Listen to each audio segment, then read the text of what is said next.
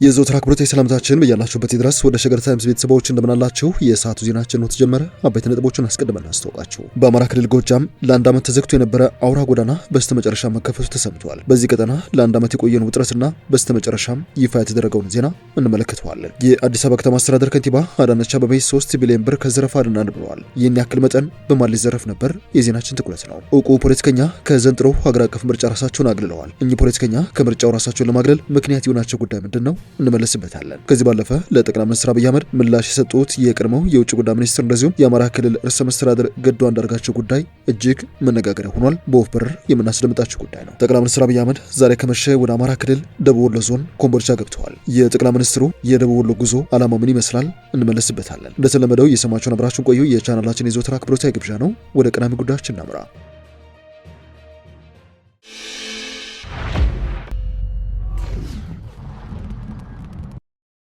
በአማራ ክልል ጎጃም አካባቢ ለአንድ ዓመት ተዘግቶ የነበረ አውራ ጎዳና በስተመጨረሻም መከፈቱ ተሰምቷል። በአማራ ክልል ከርዕሰ መዲናዋ ባህር ዳር ወደ አዲስና ሞጣ ቀራኒዮ ከተሞች የሚወስደውና በጸጥታ ችግር ምክንያት ለአንድ ዓመት ያክል ተዘግቶ የቆየው ዋናው አስፋልት መንገድ ነው ከትናንት በስቲያ ረቡዕ ጀምሮ መከፈቱ ይፋ የሆነው። መንግስት ይህንን መንገድ የዘጋው በአካባቢው ታጥቀው የሚንቀሳቀሱ አካላት ከፍተኛ እንቅስቃሴ እንደሚያደርጉበት ስለተረዳ እንደነበረ የጠቀሱት የአካባቢ ምንጮች በአሁኑ ወቅት በአካባቢው አንጻራዊ ሰላም በመስፈኑ ሳቢያ መንገዱ ሊከፈት እንደተቻለ መግለጻቸውን ዋዜማ ራዲዮ ዘግባለች። ይህ መንገድ በተዘጋባቸው ወራት መንገደኞች ከአዲስ አበባ ወደ ባህር ዳርና ከባህር ዳር ወደ አዲስ አበባ ለመጓዝ የሚጠቀሙት መንገድ በፍኖተ ሰላም በኩል ያለውን መንገድ ብቻ ነበር ተብሏል። በምስራቅ ጎጃም ዞን ከመርጦ ለማርያም ከተማ ወደ ደቡብ ወሎ ዞን መካነ ሰላም ከተማ የሚወስደው ዋና አስፋልት መንገድ ግን በጸጥታ ችግር ሳቢያ ለወራት ዝግ ሆኖ እንደቀጠለ የአካባቢ ምንጮች መናገራቸውን ዘገባው አትተዋል።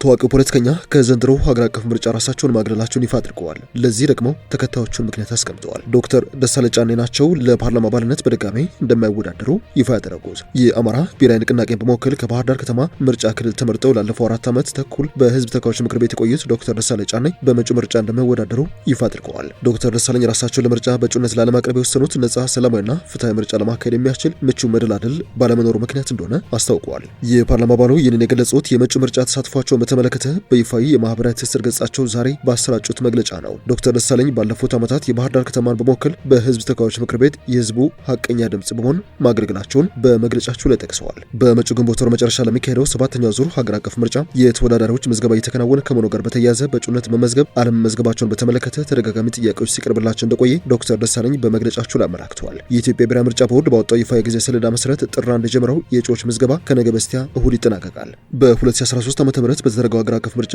በባህር ዳር ከተማ ተወዳድረው ካሸነፉ በኋላ ባለፉት ዓመታትም በህዝብ ተወካዮች ምክር ቤት አባል ነበሩ። ለዚህ ውሳኔ በቃኝ ዋነኛ ምክንያት በአሁኑ ወቅት በሀገራችን ካለው ተጨባጭ ነባራዊ ሁኔታ ጋር የተያያዘ ነው። ነጻ፣ ሰላማዊና ፍትሐዊ ምርጫ ለማካሄድ የሚያስችል ምቹ መደላድል አለመኖርና በፓርላማ ውስጥ ተጨማሪ 5 ዓመታትን በመቆየቴ ለህዝብ የማበረክተው የረባ ጥቅም የሌለው መሆኑን ተረድቻለሁ ባይ ናቸው። ስለዚህ የ6ኛው ዙር ፓርላማ እስኪጠናቀቅ ድረስ ባሉ ጥቂት ወራት የኢትዮጵያ ህዝብ እንደራሴን ስራ ቀጥዬ ሰኔ መጨረሻ ላይ የዚህን ዙር አገልግሎት ዘመኔን ማጠናቀቅ ሲሆን ወደፊት ሀገሬና ህዝቤን እንዴት ለማገለገል እንደምፈልግ አሳውቃለሁ ነው ያሉት። ዶክተር ደሳለኝ ጫኔ እስካሁኑ ሰዓት ድረስ በጽናት አብራችሁ ለቆማችሁ ቤተሰቦቼ፣ ጓደኞቼ፣ ውድ የባህር ዳር ከተማ ነዋሪዎች፣ ለአማራ ህዝብና ለመላ ኢትዮጵያን ወገኖቼ ምስጋናዬ የላቀ ነው ብለዋል።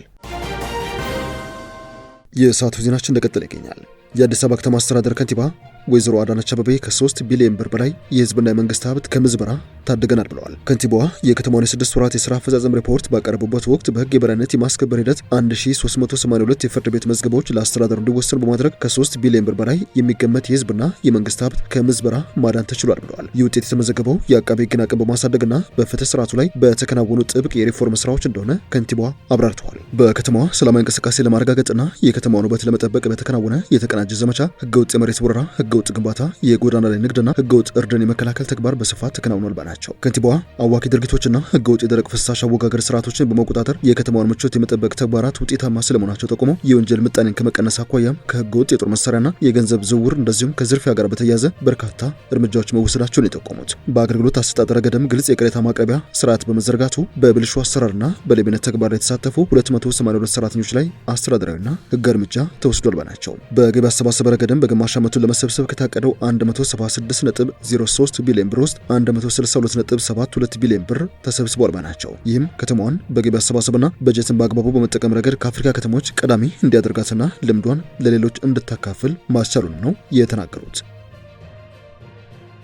ወደ ሌላኛ ጉዳያችን እናምራ። ጠቅላይ ሚኒስትር አብይ አህመድ በዛሬው ዕለት በአማራ ክልል ደቡብ ወሎ ዞን ኮምቦልቻ ከተማ ገብተዋል። የጠቅላይ ሚኒስትሩ የዚህ የጉዟቸው ዓላማ ምን እንደሆነ ግን የዜና እስከተጠናቀረበት ጊዜ ድረስ ይፋ የተደረገ መረጃ የለም። ጠቅላይ ሚኒስትሩና ቀዳማዊ ቤት ዜና አስታያቸው ወሎ ኮምቦልቻ አውሮፕላን ማረፊያ ሲደርሱ በኮምቦልቻ አባቶችና እናቶች ምርቃት የታከለበት ደማቅ አቀባበል ተደርጎላቸዋል። ጠቅላይ ሚኒስትሩ ወደ ደቡብ ወሎ ዞን ያመሩት ምናልባትም በኮምቦልቻና በደሴ ከተሞች የተገነቡ የኮሪደር ልማቶችን ለመመረቅ አሊያም በታዋቂ ባለሀብት አቶ በላይነህ ክንዴ አማካኝነት እየተገነባ የሚገኘውን በደቡብ ወሎ ዞን ሐይቅ እስጢፋኖስ አቅራቢያ የሚገኘውን ሎጂ የግንባታ ሂደት ለመገምገም ሳይሆን እንደማይቀር መላምቶች ተሰጥተዋል። ጠቅላይ ሚኒስትሩ ወደ ደቡብ ወሎ ዞን ያመሩበት ዋነኛ ምክንያት ምናልባትም በእውቁ ባለሀብት አቶ በላይነህ ክንዴ ኮንትራክተር አማካኝነት የተገነባ የሚገኘውና ምናልባትም እንደተጠናቀቀ የተገለጸለት የሚገኘው የሎጎ ሐይቅ ሪዞርትን ለመመረቅ ሳይሆን አይቀርም ተብሏል። ጠቅላይ ሚኒስትሩ ከጥቂት ዓመታት በፊት ባስተዋወቁትና ገበታ ለትውልድ በተሰኘው ፕሮጀክት ስር ተገንብቶ እንደተጠናቀቀ የተገለጸለት የሎጎ ሐይቅ ሪዞርት በደቡብ ወሎ ዞን የሐይቅ እስጢፋኖስ ገዳም አቅራቢያ እንደሚገኝ የሚታወቅ ነው። ከዚህ ባለፈ ጠቅላይ ሚኒስትሩ ወደ ወሎ ያመሩበት ጉዳይ እስካሁን ድረስ ይፋ አልሆነም።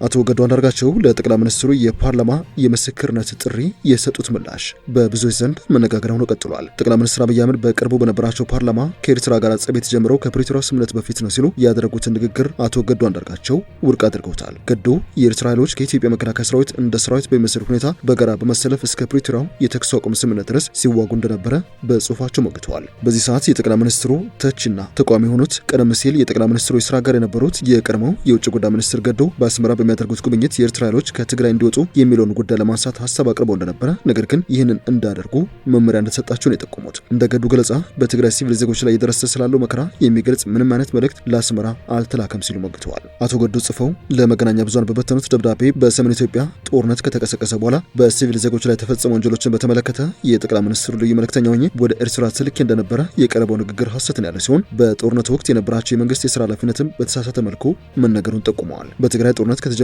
ጊዜ አንስቶ የፕሪቶሪያ ስምምነት እስከተፈረመበት ድረስ የኤርትራ ወታደሮች ከኢትዮጵያ መከላከያ ሰራዊት ጋር በቋሚነት ተሰልፈው እንደነበረ እየጠቆሙ ሲሆን በ2013 ዓ.ም ክረምት ላይ የትግራይ ኃይሎች ወደ አማራ ክልል ዘልቀው በገቡበት ወቅት የኤርትራ ኃይሎች እስከ ደብረ ታቦር ድረስ መጥተው ሲዋጉ እንደቆዩ በጽሁፋቸው ላይ ጠቁመዋል። የጋራ ወታደራዊ ኦፕሬሽን የቆመው የተኩስ አቁም ስምምነቱ ከታወጀ በኋላ እንደነበረም አቶ ገዱ ሞግተዋል። የቀድሞው የውጭ ጉዳይ ሚኒስትር እንደዚሁም የአማራ ክልል ርዕሰ መስተዳድር አክለውም የኢትዮጵያና የኤርትራ ኃይሎች በጦር ሜዳ በጋራ በመሰለፋቸውና የትግራይ ኃይሎች ከአማራ ክልል ከወጡ በኋላ በነበረው የውጊያ መረጋጋት ወቅት ልዩነቱ በግልጽ መታየቱን ጠቁመዋል። የቀድሞው ሚኒስትር እስካሁን በኢትዮጵያና በኤርትራ ግንኙነት ላይ በይፋ አስተያየት ከመስጠት ተቆጥበው እንደቆዩ የሚናገሩ ሲሆን በሁለቱ ሀገራት መካከል ያለው የጋራ ታሪክ በቁርሾ የተሞላ በመሆኑ በጥንቃቄና ኃላፊነት በተሞላ ሊያዝ ይገባል የሚል እምነት አለ ናቸው። አቶ ገዱ ግን ዝምታቸውን ለመስበር የወሰኑት ጠቅላይ ሚኒስትሩ ጥር 26 ቀን በፓርላማ ባደረጉት ንግግር በአዲስ አበባና በአስመራ መካከል ለተፈጠረው ውጥረት መንስኤዎችን ለማስረዳት ስማቸውን በማኝነት በመጥቀሳቸው እንደሆነም አስታውቀዋል። ስለ ጦርነቱ አጠቃላይ ሂደት አቶ ገዱ ሲናገሩ በትግራይ የደረሰው ውድመት መጠን ተጠያቂነትን በአንድ ወገን ላይ ብቻ ለማሳበብ የሚደረጉ ሙከራዎች አያስኬዱም ሲሉ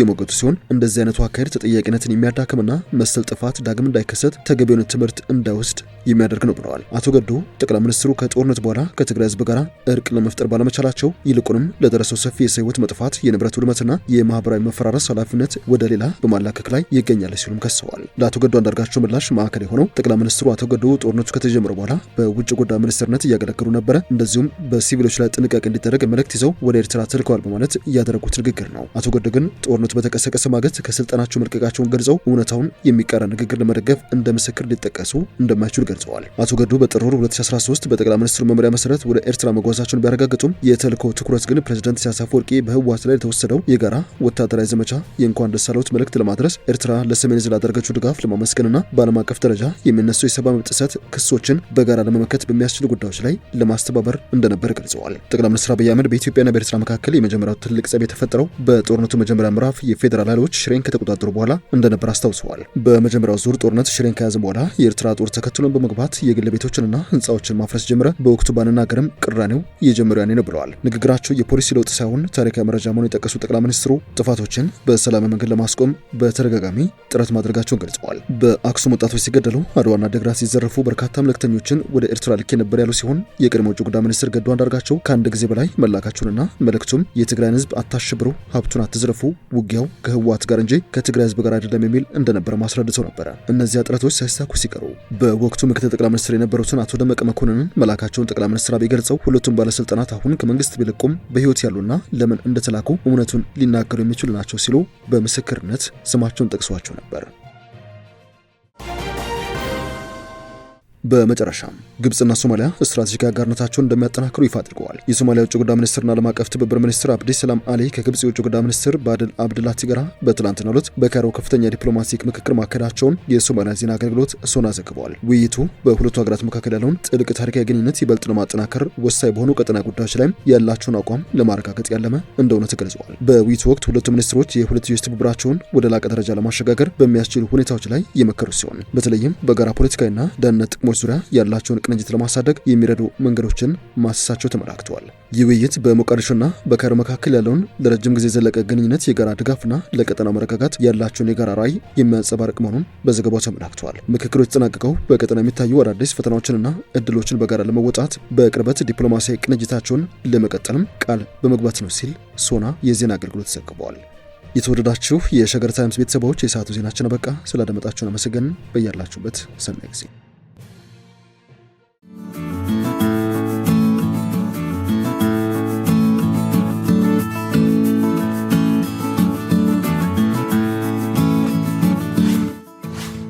ሸገር ታይምስ ሚዲያን ሰብስክራይብ በማድረግና ደወሉን በመጫን ይከተሉን።